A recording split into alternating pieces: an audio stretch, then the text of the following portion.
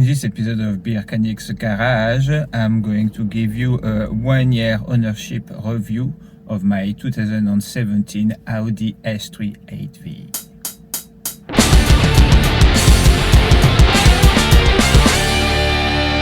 It's now been slightly more than a year since I've been having the Audi.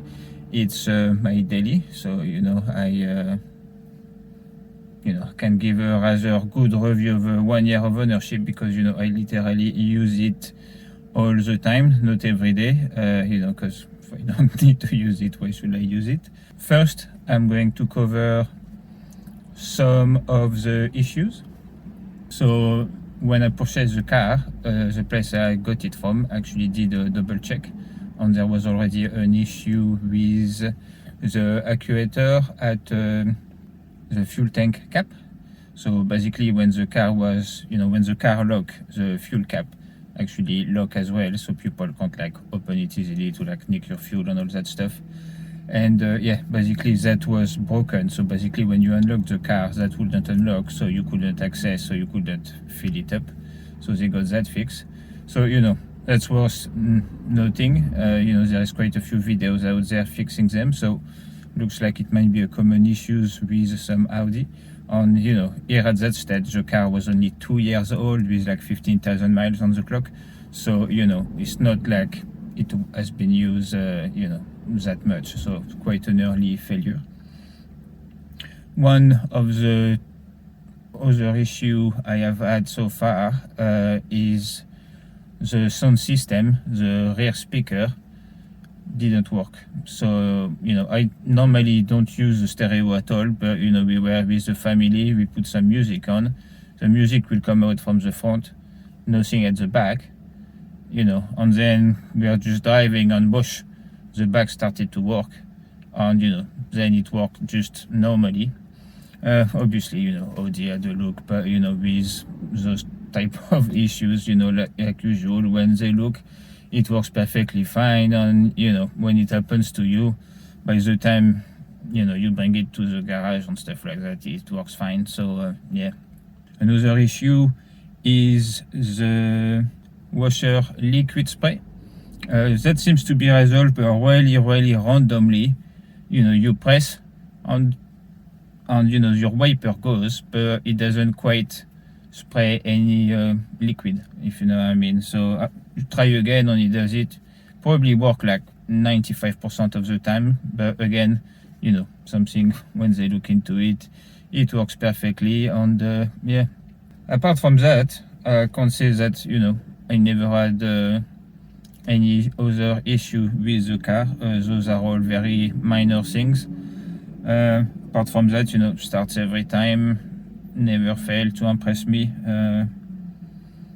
But yeah, that's pretty much cover all of the issue you can expect. Another point I like to cover quickly is actually cost of running the car. So far it's been 1 year. It had its first MOT. So MOT with Audi is £50, which is probably more than you can get somewhere else. But if you remember my tiny registration plate, that I'm pretty sure was a fail, and they didn't fail it. I think if you own an Audi and you go to Audi, they are quite relaxed, if you know what I mean. They understand that you own an Audi, so so overall not too bad, if you know what I mean, to have an MOT that is Audi friendly. I think it's worth the extra cash there. The only other 2 bits of maintenance I had to do so far was a small service early on. I think that was £260, and that actually included another small thing. I think it might just have been the battery on the remote. Yeah, that was what it was.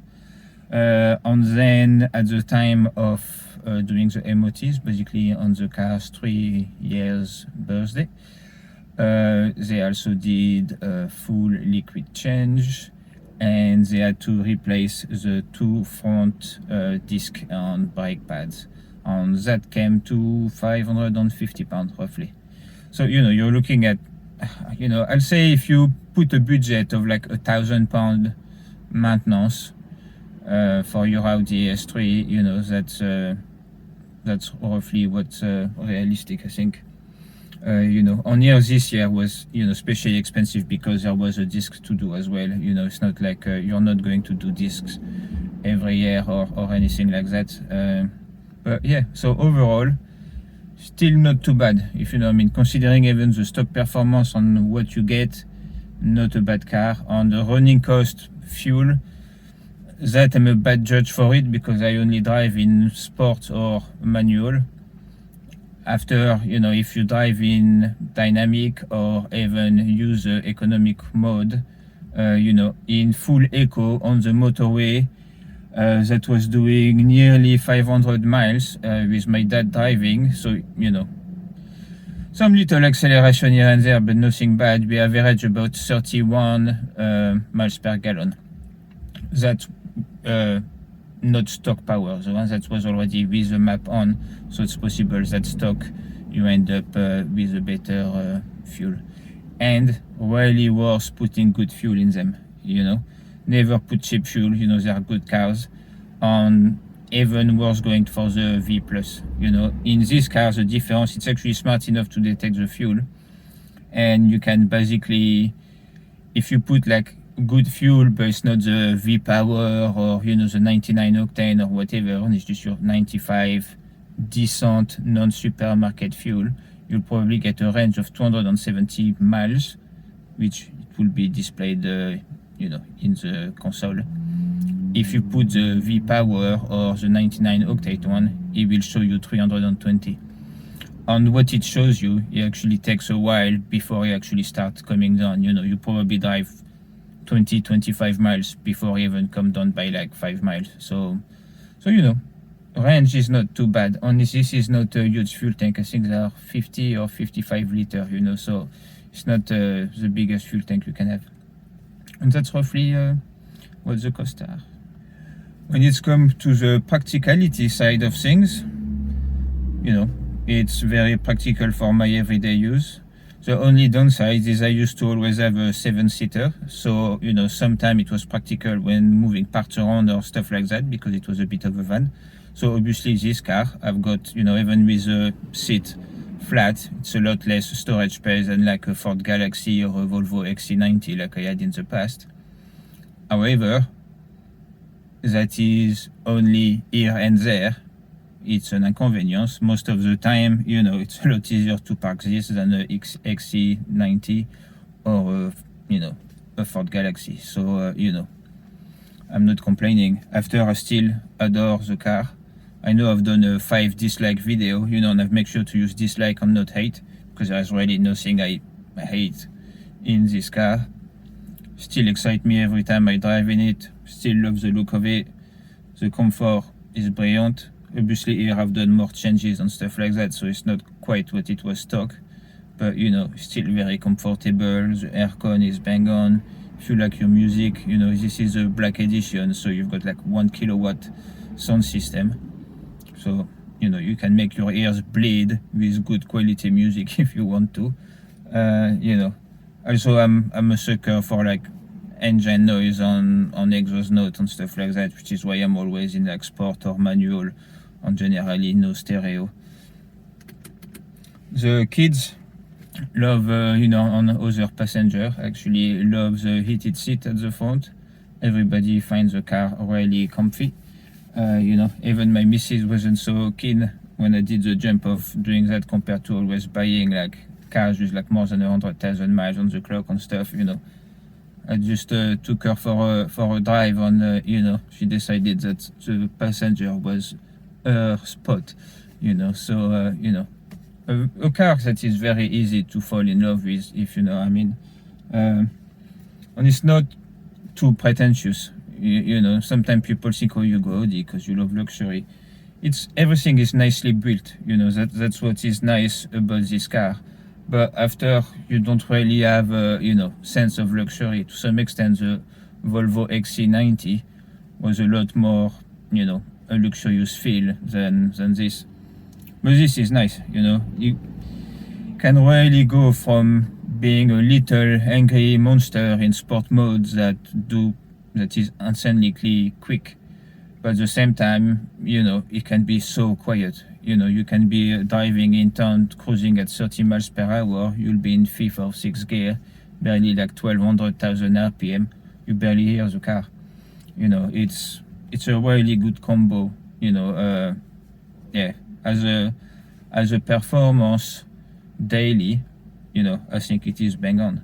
Just the same way as the Golf R, this review is kind of like the MQB platforms are all the same. So, the Seat Cupra, which is quite sexy as well.